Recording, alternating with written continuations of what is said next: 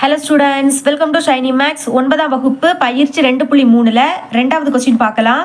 கீழ்காணும் எண்களுக்கு இடையே உள்ள எவையேனும் இரு விகிதமுறா எண்களை காண்க.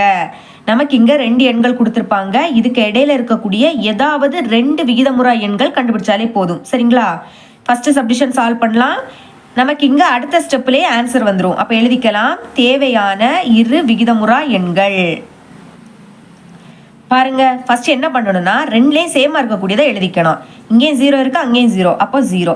இனி இங்கேயும் புள்ளி இருக்கு, இங்கேயும் அடுத்த புள்ளி தான் இருக்கு, அப்போ நம்மளும் புள்ளி போட்டுக்கணும். அதுக்கு பிறகு இங்கே 30 இருக்கு, இங்கே 30, அதனால 30ன்னு எழுதிருங்க.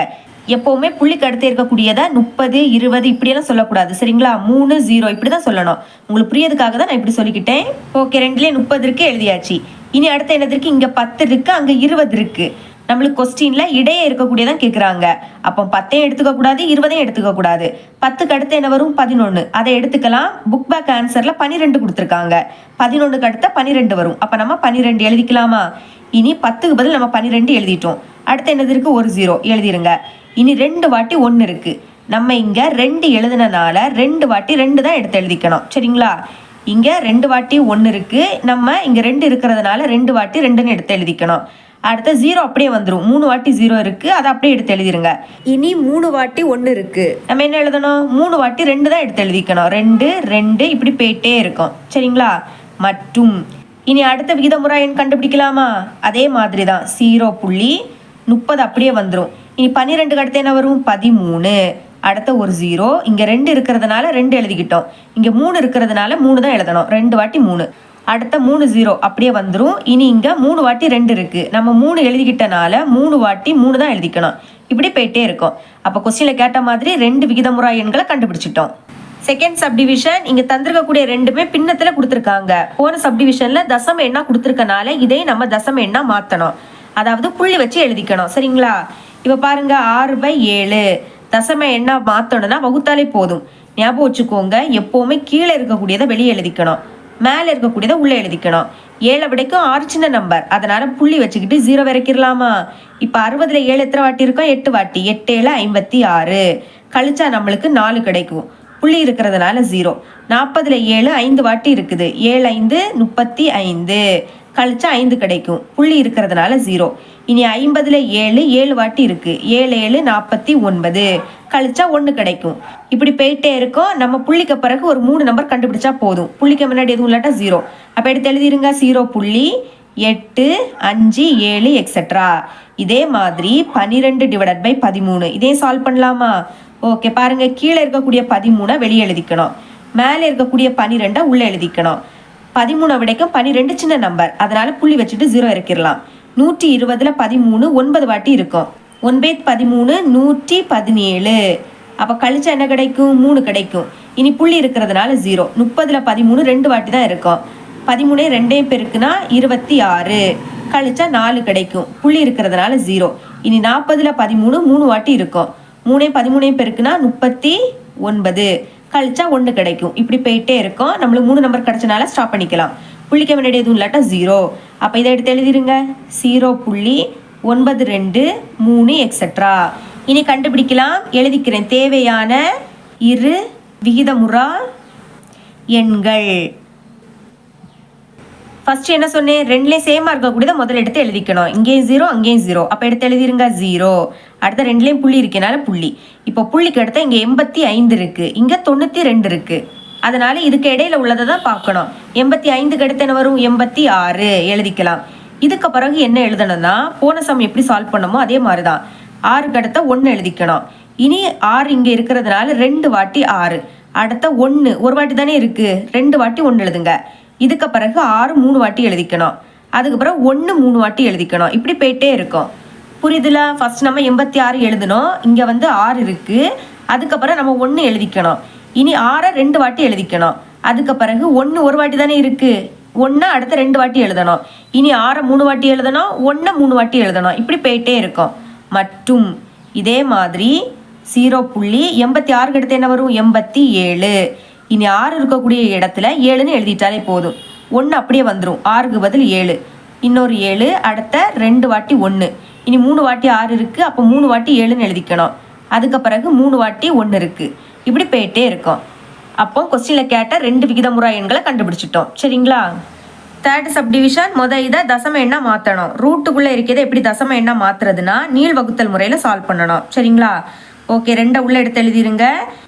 இப்போ 2 சைட்லையுமே ஒரே எண்ணு தான் எழுதிக்கணும். அதாவது நமக்கு பெருக்கும் போது இந்த 2 விடைங்க சின்ன நம்பர் கிடைக்கணும். அப்போ 1 1 1 பெருக்குனா 1 கிடைக்கும். 2 விடைங்க சின்ன நம்பர் கிடைக்கும். இதே இது நீங்கள் 2 எழுதிக்கிட்டீங்கன்னா 2 பெருக்குனா 4. 2 விடைங்க 4 பெருசு, அப்படி எடுத்துக்க கூடாது. ஓகேங்களா? இப்போ கழிங்க, 2ல இருந்து 1 கழிச்சா 1. இனி இறக்க எதுவுமே இல்லை, அதனால புள்ளி வச்சுக்கிட்டு 2 0 இறக்கிக்கணும். ஞாபகம் வச்சுக்கோங்க, சாதாரண வகுத்தல்ல 1 0 தான் இறக்குவோம். இதே இது நீள் வகுத்தல் முறையில் 2 0 இறக்கிக்கணும். ஓகேங்களா? இந்த மாதிரி இறக்குன உடனேயே மேலே என்னது இருக்கோ அதை 2ஆல பெருக்கி இங்கே எழுதணும். 2 1 பெருக்குனா 2. இப்போ 2க்கு பக்கத்தில் ஒரு நம்பர் வரும். அதாவது 2க்கு பக்கத்தில் ஒரு நம்பர் வரும், அதே நம்பரால பெருக்குனா இதை விடைக்கும் சின்ன நம்பர் கிடைக்கணும். இதை விடைக்கும் சின்ன நம்பர் எப்போ கிடைக்கும்னா 4, இங்கே 4 எழுதிக்கணும். அதே 4ஆல பெருக்குனாதான் இதை விடைக்க சின்ன நம்பர் கிடைக்கும். நீங்கள் 5 எடுத்துக்கிட்டீங்கன்னா இதை விடைக்க பெரிய நம்பர் கிடைக்கும். ஓகேங்களா? அப்போ பெருக்குங்க. 4 பெருக்குனா 16, 6 பாக்கி 1, 4 2 8, 8 கூட 1 கூட்டினா 9, நம்மளுக்கு 96 கிடைக்குது. அப்போ 2க்கு பக்கத்தில் 4 எழுதிக்கணும். இந்த 4 2க்கு பக்கத்தில், அடுத்து இந்த 4 மேலே எழுதிக்கணும். இது மறக்கக்கூடாது. பெருக்குனா என்ன கிடைக்குது? 96. கழிச்சா நம்மளுக்கு 4 கிடைக்கும். இனி புள்ளி இருக்கிறதுனால 2 0. இப்படி இறக்குன உடனே மேலே என்னது இருக்கோ அது 2ஆல பெருக்கி இங்கே எழுதணும். 14 2 பெருக்குனா 28. புள்ளி 1 இங்கே போடாண்டா. சரிங்களா? இப்போ 28க்கு பக்கத்தில் ஒரு நம்பர் வரும், அதே நம்பரால பெருக்குனா இதை விடைக்க சின்ன நம்பர் கிடைக்கணும். இங்கே என்ன வரும்னா 1 வரும். சரிங்களா? இனி இதை 1ஆல பெருக்குனா இதை விடைக்க சின்ன நம்பர் கிடைக்கும். 2ஆல பெருக்கினீங்கன்னா இதை விடைக்க பெருசு தான் கிடைக்கும். ஓகே, அப்போ இதை 1ஆல பெருக்குனா என்ன கிடைக்கும்? இதே தான் கிடைக்கும், 281. கழிக்கலாமா? இது இப்போ 10 ஆகும், இது 9 ஆகும், இது 3 ஆகிடும். 10லேருந்து 1 கழிச்சா 9, 9லேருந்து 8 கழிச்சா 1, 3லேருந்து 2 கழிச்சா 1. இனி புள்ளி இருக்கிறதுனால 2 0 இறக்கிருங்க. இறக்குன உடனே மேலே என்னது இருக்கோ அதை 2ஆல பெருக்கி இங்கே எழுதணும். பெருக்குங்க, 2ஐயும் 1ஐயும் பெருக்குனா 2, அடுத்த 2 4ஐயும் பெருக்குனா 8, அடுத்த 2 2ஐயும் பெருக்குனா 2. இப்போ இதுக்கு பக்கத்தில் ஒரு நம்பர் வரும், எதுனா 4.